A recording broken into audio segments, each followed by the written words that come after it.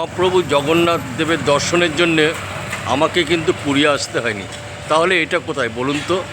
ভিডিওটি সম্পূর্ণ দেখুন, তারপরে আমি বলে দেবো আমি কোথায় এসেছি মহাপ্রভু জগন্নাথ দেবের দর্শনের জন্য। আমি এখন মন্দিরের ভিতরে প্রবেশ করব।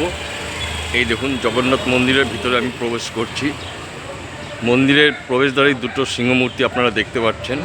চলুন মন্দিরের ভিতরে যাওয়া যাক। মন্দিরের ভিতরে প্রদীপ জ্বলছে, দেখতেই পাচ্ছেন। মন্দিরের ভিতরে এই সিঁড়ি দিয়ে উপরে উঠতে হবে মহাপ্রভু জগন্নাথ দর্শনের জন্য। চলুন উপরে যাওয়া যাক। তাহলে চিনতে পেরেছেন কোথায় এসেছি? দীঘা কিন্তু নয়, কেন আপনারা ইতিমধ্যে জেনে গেছেন দীঘার জগন্নাথ মন্দির উদ্বোধন হবে আগামী 30শে এপ্রিল। চলুন শেষে বলে দেবো কোথায় আছি। জয় জগন্নাথ। মহাপ্রভু জগন্নাথের দর্শন আমি পেয়ে গেছি। আপনারাও আমার সাথে দর্শন করুন এই মহাপ্রভু জগন্নাথ দেব। সবার মঙ্গল করুক। এই জগন্নাথ মন্দিরটি কলকাতার খিদিরপুরে অবস্থিত। তাহলে সময় করে একদিন চলে আসুন জগন্নাথ মন্দির দর্শনে কলকাতার খিদিরপুরে।